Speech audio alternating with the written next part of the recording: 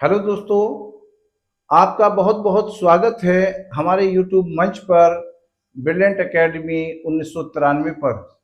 मेरा नाम है वकास खान, जहां पर मैं आपको क्लास 12th के फिजिक्स के first chapter electric charge and field के बारे में बता रहा हूं। यहाँ हमारा टॉपिक चल रहा है इस समय इलेक्ट्रिक फील्ड यानी कि वैद्युत क्षेत्र की तीव्रता। तो इसके बारे में हम आपको बता रहे हैं। वैद्युत क्षेत्र की तीव्रता को इलेक्ट्रिक फील्ड इंटेंसिटी और इसे ई वेक्टर से हम रिप्रेजेंट करते हैं। तो इसके लिए क्या करना है कि हमारे पास ये चार्ज है प्लस का।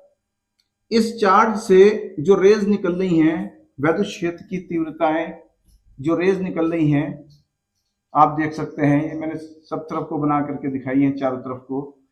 तो ये पूरा का पूरा जो क्षेत्र है, इसको बोलते हैं हम इलेक्ट्रिक फील्ड। इस इलेक्ट्रिक फील्ड के अंदर हमें एक पॉइंट P ले लिया हमने, और यहां से लेकर के इस पॉइंट तक एक R डिस्टेंस पर एक पॉइंट जो P ले रखा है, इस पॉइंट पर हमें वैद्युत क्षेत्र की तीव्रता E वेक्टर निकाल करके दिखानी है। तो इसके लिए क्या करना पड़ेगा कि यहाँ पर एक टेस्टिंग चार्ज, इंग्लिश में टेस्टिंग चार्ज बोलते हैं और हिंदी में इसको परीक्षण आवेश बोलते हैं।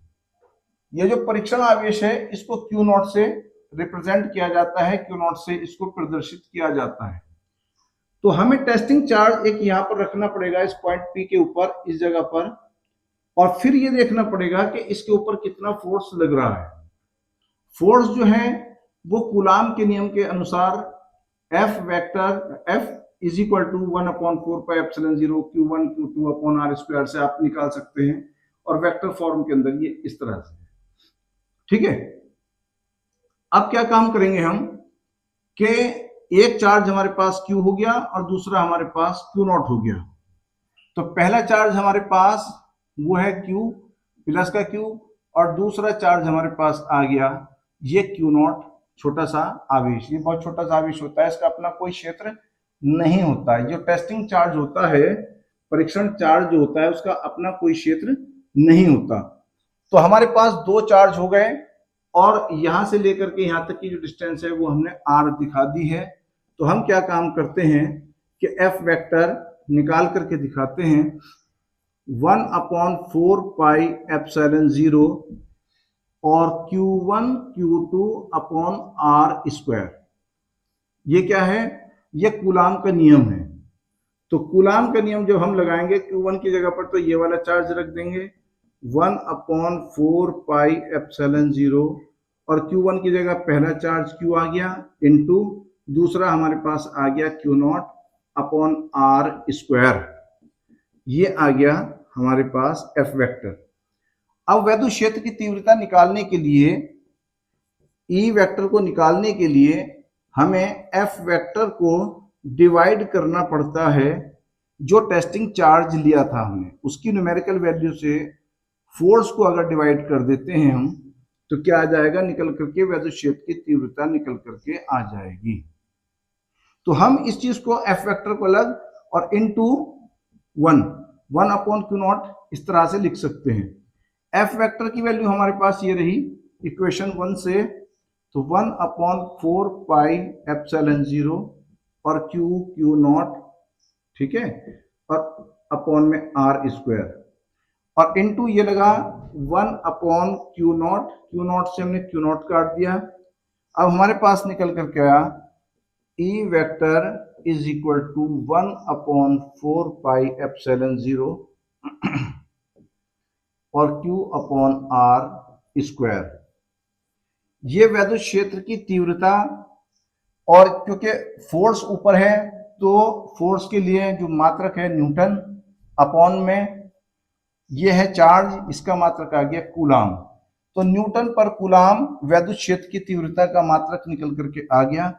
ये जो फार्मूला आया है, ये किसी बिंदु आवेश के कारण, एक छोटा सा आवेश था, ये मैंने यहाँ पर बड़ा दिखा रखा है, तो एक छोटा सा आवेश है ये, और उस आवेश से R दूरी के ऊपर या R डिस्टेंस के ऊपर एक छोटा सा एक पॉइंट लिया है, यहाँ पर हमने इस पॉइंट के ऊपर वैद्युत क्षेत्र की तीव्रता निकाल करके दिखानी थी।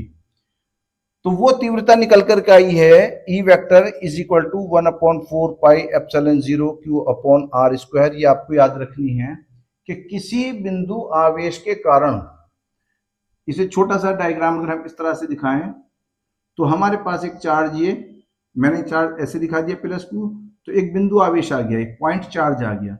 इस पॉइंट चार्ज से एक दूसरा पॉइंट है हमारे पास P, यहां पर इसकी डिस्टेंस आ गई R। इस पॉइंट P पर हमें इलेक्ट्रिक फील्ड इंटेंसिटी निकाल करके दिखानी है। तो आप समझते हैं कि ये भी पॉजिटिव चार्ज है और यहां पर जो है हमें एक टेस्टिंग चार्ज रखना पड़ेगा Q0। ये Q0 भी पॉजिटिव चार्ज है। तो ये पॉजिटिव चार्ज इस वाले पॉजिटिव चार्ज को दूर की तरफ को भगाएगा। तो आपको क्या करना पड़ेगा कि ये वैद्युत क्षेत्र की जो डायरेक्शन आ जाएगी, इलेक्ट्रिक फील्ड की जो डायरेक्शन आ जाएगी, वो इस वाले चार्ज से दूर की ओर आ जाएगी। ये पॉइंट P है ना, तो हमारे पास इसका नाम मान लीजिए आपने A दे दिया, A पॉइंट के ऊपर चार्ज रख दिया और हमें P पॉइंट के ऊपर निकालना है। तो क्या काम करेंगे इसकी जो डायरेक्शन हम दिखाएंगे, क्योंकि ये भी पॉजिटिव चार्ज है और ये भी पॉजिटिव चार्ज है, तो इसकी जो डायरेक्शन आएगी वो A से P की डायरेक्शन में आ जाएगी। तो हम क्या काम करेंगे, ये AP डायरेक्शन में निकल करके आ गई है, तो डायरेक्शन की भी हमें जरूरत पड़ेगी। तो फिलहाल आप ये समझ सकते हैं दोस्तों कि हमने क्या काम करा, एक तो वैद्युत क्षेत्र के बारे में आपको बताया और एक पॉइंट चार्ज से R डिस्टेंस के ऊपर एक पॉइंट है और वहां पर इलेक्ट्रिक फील्ड इंटेंसिटी निकाल करके दिखाई। हेलो दोस्तों, अब हम जो है एक नेक्स्ट टॉपिक हमारा है इलेक्ट्रिक डाइपोल का। तो इलेक्ट्रिक डाइपोल को हमें समझाना है, तो उसके लिए हमने एक सिस्टम बनाया है आपको समझाने के लिए। ठीक है, इस तरह से इसमें क्या होता है कि एक पॉजिटिव चार्ज है, ये एक पॉजिटिव चार्ज मैंने रेड कलर से आपको दिखाया, आप पास में देख सकते हैं, जैसे रेड कलर है, रेड कलर की बॉल है कि, तो इसके ऊपर एक प्लस का साइन है और एक ये माइनस की बॉल है हमारे पास, तो इसके ऊपर मैंने माइनस का निशान, ग्रीन कलर की जो बॉल है इसके ऊपर मैंने एक माइनस का निशान बना दिया है। और प्लस वाले चार्ज से माइनस वाले चार्ज के बीच में एक डिस्टेंस है, ठीक है ना, और उस डिस्टेंस को हमने हाफ हाफ डिवाइड कर दिया है। आप देख सकते हैं जैसे यहाँ पे है ना, तो इधर की एक उतनी ही डिस्टेंस है और ये सेम डिस्टेंस इधर है, ये बीच में मैंने इसको डिवाइड कर दिया है। इसकी हमें जरूरत पड़ेगी जब हम कुछ क्वेश्चंस करेंगे, है ना। तो आप देखिए ये रहा, तो हमारे पास दो चार्ज हैं, एक प्लस का चार्ज है, एक माइनस का चार्ज है। ये बोर्ड पे भी बना करके दिखा रहा हूं, ये प्लस का चार्ज आ गया और ये हमारे पास एक माइनस का चार्ज आ गया, ठीक है। और इन दोनों की चार्जेस के एक बीच में हमने क्या करा, ये टोटल डिस्टेंस जो है वो 2L ले ली। इस पॉइंट को हमने O कह दिया, इस पॉइंट को A, इस पॉइंट को हमने B कह दिया है और यहां से लेकर के यहां तक ये L डिवाइड कर दिया और यहां से यहां तक इसको हमने L कर दिया और टोटल जो है वो हमारे पास 2L हो गया। तो ये एक ऐसा जो सिस्टम बना जिसके अंदर एक प्लस चार्ज है और बिल्कुल उतना ही चार्ज हमने माइनस का लिया है, ठीक है। तो सेम चार्ज जो न्यूमेरिकल वैल्यू इस वाले चार्ज की है, जो प्लस के चार्ज है उसकी भी उतनी ही वैल्यू है और ये माइनस वाला जो चार्ज है उसकी भी उतनी वैल्यू है, लेकिन बस साइन चेंज है, ठीक है ना। तो ये जो एक चार्ज है और ये दूसरा चार्ज है, ये इन्हें कुछ डिस्टेंस के ऊपर रख दिया जाता है। तो ये जो पूरा सिस्टम बना, इस पूरे सिस्टम को हम कहते हैं वैद्युत द्विध्रुव, यानी कि इंग्लिश में इसे इलेक्ट्रिक डाइपोल। इलेक्ट्रिक डाइपोल क्या होता है कि जब दो बिल्कुल सेम चार्ज लेकिन उनकी जो टेंडेंसी है, जो प्रकृति है, वो बदली हुई हो, यानी कि एक प्लस हो जाए और एक माइनस हो जाए। तो मान लीजिए आप ये समझ सकते हैं कि जैसे एक इलेक्ट्रॉन है, एक इलेक्ट्रॉन आप ले सकते हैं, मान लीजिए ये रहा हमारे पास एक इलेक्ट्रॉन। इलेक्ट्रॉन का चार्ज आप जानते हैं कि माइनस में होता है 1.6 इंटू 10 की पावर माइनस के 19 कूलम। और इस वाले चार्ज से हम एक प्रोटॉन रख देते हैं और प्रोटॉन के ऊपर बिल्कुल सेम यही चार्ज होता है, मगर क्या होता है, वो पॉजिटिव है, 1.6 इंटू 10⁻⁻19 कूलम। तो आपने ये देखा कि एक इलेक्ट्रॉन जिस पर बिल्कुल सेम चार्ज था लेकिन माइनस का, और ये प्रोटॉन ये पॉजिटिव, तो ये हमारे पास, तो न्यूमेरिकल वैल्यू दोनों की सेम है लेकिन पॉजिटिव और नेगेटिव का डिफरेंस है। तो ये अगर हमने कुछ डिस्टेंस के ऊपर रख दिए, कुछ दूरी के ऊपर रख दिए, तो इसको बोलते हैं हम वैद्युत द्विध्रुव।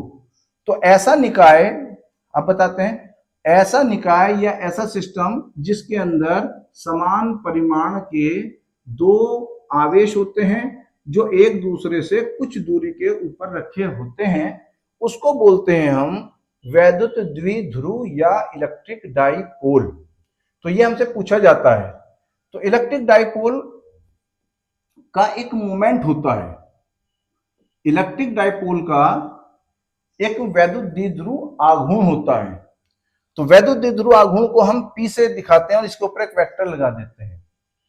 तो P वेक्टर जो होता है, इसमें से एक चार्ज या ये चार्ज, इन दोनों में से एक चार्ज हमें लेना पड़ता है। ये चार्ज हमने ले लिया है, सिर्फ इसकी न्यूमेरिकल वैल्यू लेंगे, प्लस या माइनस से कोई मतलब नहीं है, और उसकी मल्टीप्लाई कर देंगे हम जितनी डिस्टेंस यहां से लेकर के यहां तक की थी, यानी कि 12 तक की थी। तो इस 12 से अगर हम मल्टीप्लाई कर देते हैं तो ये निकल करके आ जाता है वैद्युत द्विध्रुव आघूर्ण। और वैद्युत द्विध्रुव आघूर्ण जो है, या इलेक्ट्रिक डाइपोल मोमेंट कह सकते हैं, तो इसका जो है, जैसे आप समझिए कि ये Q का मात्रक निकल करके आ जाएगा हमारे पास कूलाम, और ये जो दूरी है इसका निकल करके आ जाएगा मीटर। तो कूलाम मीटर जो है, ये हमारे पास इस वैद्युत द्विध्रुव आघूर्ण का मात्रक निकल करके आ गया। तो हमसे इस फार्मूले के ऊपर भी न्यूमेरिकल पूछे जाते हैं।